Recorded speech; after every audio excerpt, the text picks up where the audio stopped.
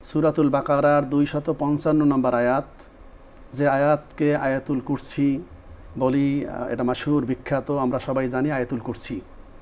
কারণ হচ্ছে এই আয়াতের মধ্যে কুরসি শব্দটি আছে, ওয়াসিআ কুরসিয়্যুহুস সামাওয়াতি ওয়াল আরদ। এই জন্যই আয়াতকে আয়াতুল কুরসি বলা হয়। কুরসি শব্দের অর্থ চেয়ার, তো চেয়ারের আয়াত, এভাবে সরাসরি অর্থ করার দরকার নাই। তো আয়াতুল কুরসি, এই আয়াতটি এর ফজিলাত, এর মর্যাদা, এর গুরুত্ব এত বেশি, যদি বলা হয় হাদিসের আলোকে কোরআন আল কারিমের সর্বশ্রেষ্ঠ আয়াত কোনটি, তার জবাব হচ্ছে কোরআন সুন্নাহর আলোকে আয়াতুল কুরসি। যেমন কোরআন আল কারিমের সর্বশ্রেষ্ঠ সূরা হলো সূরাতুল ফাতিহা, তেমনিভাবে সর্বশ্রেষ্ঠ আয়াত হচ্ছে আয়াতুল কুরসি। তো আয়াতুল কুরসি যে শ্রেষ্ঠ আয়াত, এর দলিল নবীজি সাল্লাল্লাহু আলাইহি ওয়াসাল্লাম, বিশিষ্ট কারি সাহাবায়ে কেরামের মধ্যে যিনি খুব সুললিত কণ্ঠে কোরআন তেলাওয়াত করতেন, উবাই ইবনে কাব রাদিয়াল্লাহু তাআলা আনহু। উবাই ইবনে কাব রাদিয়াল্লাহু তাআলা আনহু, তাকে নবীজি সাল্লাল্লাহু আলাইহি সাল্লাম প্রশ্ন করলেন, উবাই ইবনে কাব, তুমি কি জানো কোরআন আল কারিমের সর্বশ্রেষ্ঠ আয়াত কোনটি?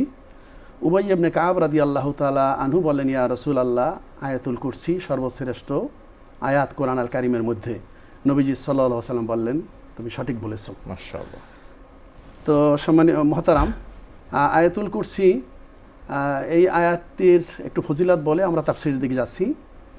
এই আয়াতের ফজিলাত, হযরতে আবু হুরায়রা রাদিয়াল্লাহু তাআলা আনহুকে নবীজি সাল্লাল্লাহু আলাইহি সাল্লাম বললেন যে, আবু হুরায়রা, তুমি যখন ঘুমাতে যাবে আয়াতুল কুরসি তুমি তেলাওয়াত করবে। কারণ যে ব্যক্তি আয়াতুল কুরসি তেলাওয়াত করে ঘুমাবে, তার জন্য আল্লাহ রাব্বুল আলামিন একজন হাফেজ, তার জন্য সংরক্ষক আল্লাহ রাব্বুল আলামিন নিযুক্ত করবেন, ফেরেশতা, এবং তার নিকটবর্তী শয়তান হতে পারবে না। তার মানে শয়তানের ওয়াসওয়াসা, শয়তানের কুমন্ত্রণা, শয়তান থেকে আল্লাহ রাব্বুল আলামিন হেফাজত করবেন যে ব্যক্তি আয়াতুল কুরসি তেলাওয়াত করবেন। আরেকটি ফজিলতের দিকে যদি আমরা যাই, নবীজি সাল্লাল্লাহু আলাইহি ওয়াসাল্লাম বলছেন, মান ক্বারাআ আয়াতুল কুরসি দুবুরা কুল্লি সালাতিন মাকতুবা লাম ইয়ামনাহু মিন দুখুলিল জান্নাতি ইল্লা ইয়ামুতা, আও কামা ক্বালা আলাইহিস সালাতু ওয়াসসালাম। নবীজি সাল্লাল্লাহু আলাইহি ওয়াসাল্লাম বলছেন, প্রত্যেক ফরজ নামাজের পরে যে ব্যক্তি আয়াতুল কুরসি তেলাওয়াত করবে, তার জান্নাতে প্রবেশে বাধা শুধু মৃত্যু। অর্থাৎ তিনি ইন্তেকাল করবে, মারা যাওয়ার সাথে সাথে আল্লাহ রাব্বুল আলামিন তার ব্যাপারে সিদ্ধান্ত নেবেন, আল্লাহ তাকে জান্নাত দান করবেন।